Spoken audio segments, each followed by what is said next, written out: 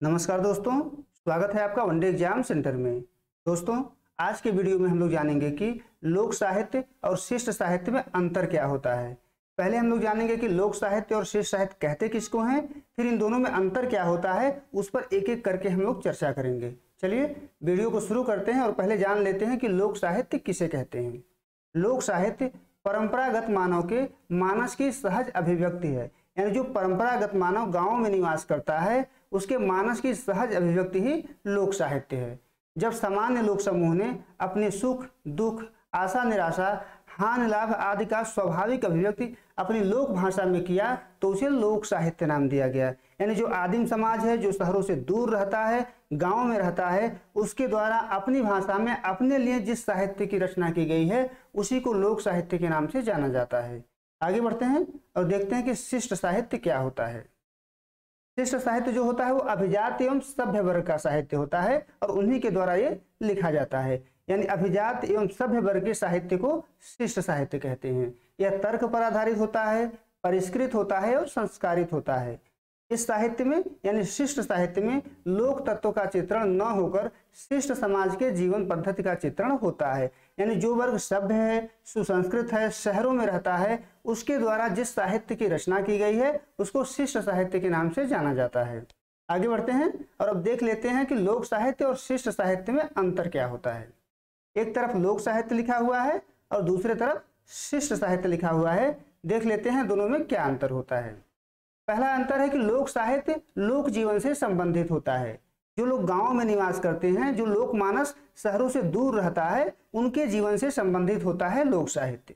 जबकि जो शिष्ट साहित्य है वो अभिजात वर्ग से संबंधित होता है, सभ्य वर्ग से संबंधित होता है, उच्च वर्ग से संबंधित होता है। आगे बढ़ते हैं। दूसरा अंतर है कि लोक साहित्य का रचयिता ज्ञात नहीं होता है। हम यह नहीं जानते हैं कि इस लोक साहित्य की रचना किसके द्वारा की गई है। जो संपूर्ण लोक समुदाय होता है लोक साहित्य को अपना मानता है, जबकि इसके रचयिता का नाम ज्ञात नहीं होता है। जबकि जो शिष्ट साहित्य है इसके रचयिता का नाम ज्ञात होता है। हम जानते हैं कि इस शिष्ट साहित्य की रचना किसके द्वारा की गई है, जबकि लोक साहित्य के रचयिता का नाम ज्ञात नहीं होता है। हम नहीं जानते हैं कि लोक साहित्य की रचना किसके द्वारा की गई है। आगे बढ़ते हैं। तीसरा अंतर है कि लोक साहित्य मौखिक रूप में पीढ़ी दर पीढ़ी सुरक्षित रहता है। यानी इसका कोई लिखित रूप नहीं होता है, मौखिक रूप होता है और एक पीढ़ी से दूसरी पीढ़ी में मौखिक रूप से ही यह स्थानांतरित होता रहता है।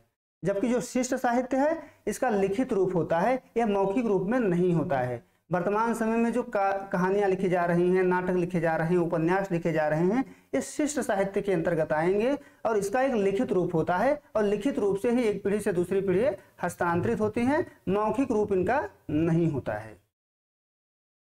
आगे बढ़ते हैं। चौथा अंतर है कि लोक साहित्य की भाषा अकृत्रिम और स्वाभाविक होती है। यानी इसमें व्याकरण के नियमों का ध्यान नहीं दिया जाता है, अकृत्रिम होती है, कोई बनावटीपन नहीं होता है, स्वाभाविक भाषा होती है लोक साहित्य की।